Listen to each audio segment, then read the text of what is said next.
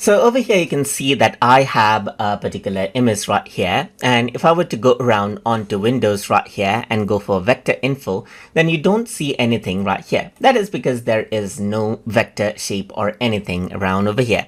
But if I were to go around and let's say for example take a custom shape and then draw, then you can see that this is what you have. So for this particular vector shape, you can see that there is one path, one closed, and 3 points right here, 0 open paths right here.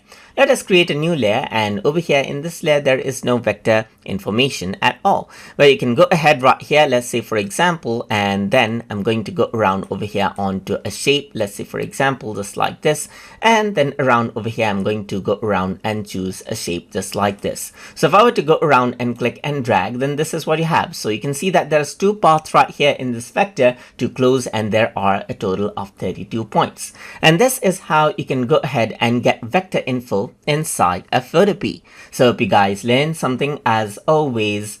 And as always, please like, comment, share, and subscribe.